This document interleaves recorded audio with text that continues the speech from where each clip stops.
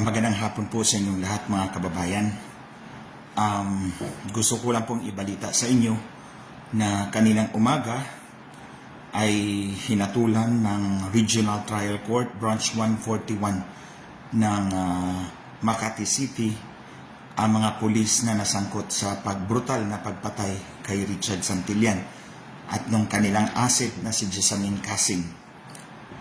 To recall, si Richard Santillan po ay nanilbihan sa akin.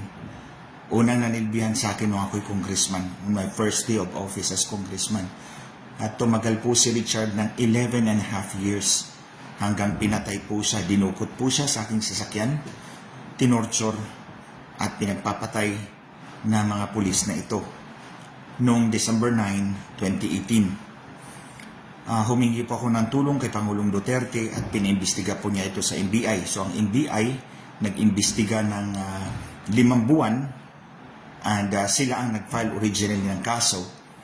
Tapos nung na-file na yung kaso, I took over as private prosecutor. Kasi po sa criminal cases, ang mag-prosecute dapat is the public prosecutor. Maliban na lang kung may private prosecutor tulad sa akin, hindi ko binitiwan yung kaso ni Richard.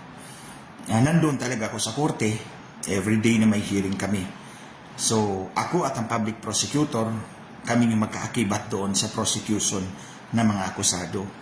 Now, tulad ng sinabi ko, 7 years, no? 2018, December 9, 2018, nung pinatay siya. Tapos, ngayon lang natapos nung December 12, 2025, 7 years and 3 days. Pero I should be very clear, I should commend the justice system kasi hindi naman po talaga 7 years yung paglilitis namin. Nasa mga 2 taon lang actually. It's fairly quick. Kaso nga lang, itong nasangkot na mga pulis, 2 po. 2 po itong mga pulis na to na nasangkot. Pero ang sumuko ay 2 lang muna. And then naabutan ng pandemic. So naabutan kami ng pandemic, 2 taon walang trial. Tapos nag-trial kami doon sa 2. Tapos may sumuko na 10. So pag ganito, kung ano man yung trial doon sa 2, suspended yun. Ililitis muna natin yung 10 para magtugma na yung pace of trial nung 12. So una, 2 ang sumuko. Nag-hearing kami. Tapos sumuko yung 10. Nag-hearing uli kami. Tapos may sumukong 5. So, paunti-unti sila, 5. Tapos, finally, 1. So, 2, 10, 5, plus 1, 18. Kasi at that time, 2 na ang patay sa 20 pulis. At that time, so, naaberya yung trial namin ng 4 na beses. Kasi nga, by batch silang sumuko. Pero nang sumuko na silang lahat, mga 2 taon lang natapos yung trial. And that's fairly quick. And I should thank the justice system for that, na mabilis yung trial, especially in this case sa Branch 141 ng Makati Regional Trial Court. Now, mga kababayan, nangyari ito sa Cainta. Isa pa to sa nakapagpatagal. Nangyari ito sa Cainta, so syempre yung kaso doon sa Cainta ipa-file. Tapos wala pang 1 buwan, nagpalabas ng order ang Korte Suprema, in-unload yung kaso namin kasi 8,000 ang backlog sa kaso sa korte na yun. Sa Cainta, 8,000 kaso. So, kung nandun kami, ewan ko kung gaano katagal yun. So, buti na-unload kami. So, nalipat kami sa Antipolo, RTC. Tapos, pina-inhibit ko yung isang judge, lumipat kami doon sa babang korte, sa same RTC. Tapos sumulat ako sa Supreme Court, sabi ko, natatakot yung mga testigo ko dahil malapit lang sa pinangyarihan ng krimen. Kung pwede, ilipat kami. So nilipat kami ng Korte Suprema sa RTC Makati. So doon na kami naglitis. Tapos meron pa akong judge doon na pina-inhibit. Ito yung judge na nagpakawala sa anak ni Boying Remulla. And then finally, napunta kami dito kay Judge Mabasa. And because I have faith in the judge, in the fairness of the judge, so natuloy yung kaso hanggang natapos kami noong December 12. And then, pinasubmit kami ng memorandum. Kahit nung Pasko, nagtatrabaho ako sa memorandum ko. Ang due date, January 12. Tapos, 2 months to decide. So, kanina, nag-promulgation. So, Sabi ko, 20 ang pulis na sangkot dito. Pero yung dalawa namatay bago ang trial. Yung isa na heart attack. Yung isa na heart attack din dahil na COVID. Pero pinagdasal ko yun sa Diyos na arestuhin mo sila. Hindi ko naman sinabi na arestuhin mo sila ng buhay. Cardiac arrest pa rin. Anyway, 18 ang natira. Tapos, may isang babae na kasama ang panahon to ni General Carranza, yung nagmanipula ng eleksyon dyan sa Silang Cavite. Isa pa yan, hindi pa tayo tapos Carranza ha, tandaan mo yan. Anyway, sorry na malakas naman yung signal ko, pero dito sinasabi slow yung connection. Anyway, sige tapusin natin to. Yung isang babae, nakapagpiyansa siya. So umakyat siya doon sa Antipolo, nagpasalamat sa kanyang abogado.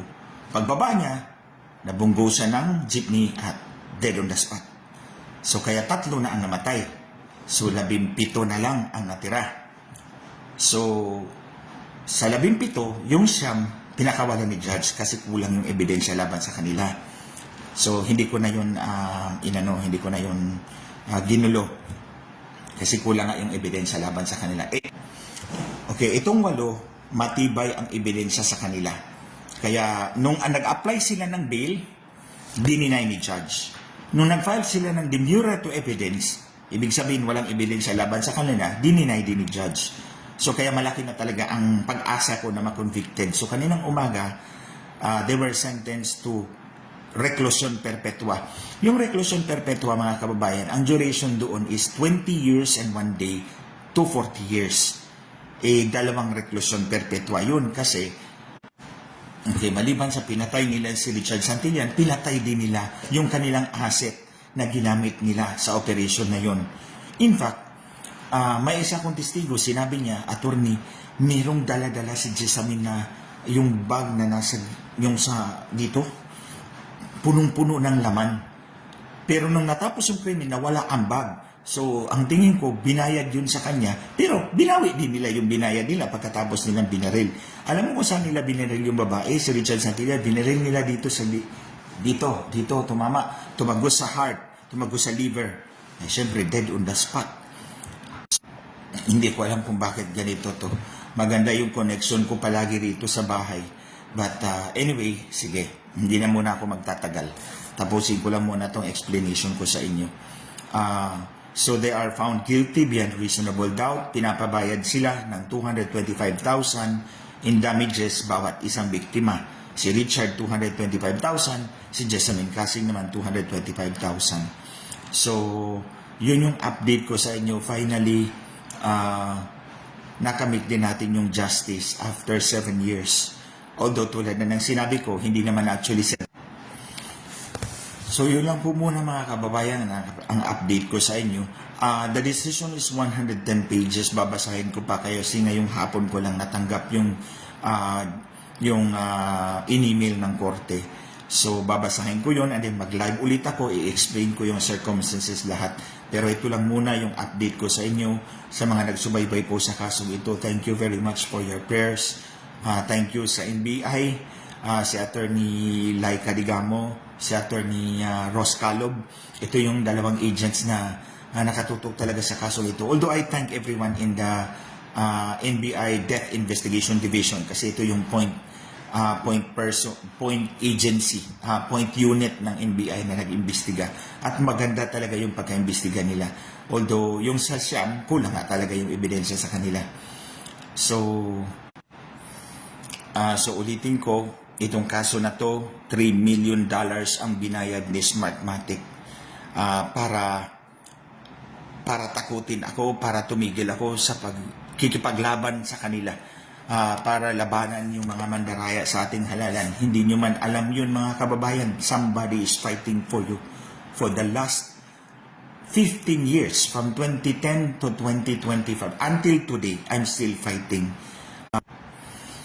So tandaan nyo yung mga kababayan, hindi ako subuko, fighting for your future, for our country. $3 million ang binayad ni Smartmatic dito. Ultimately, they failed.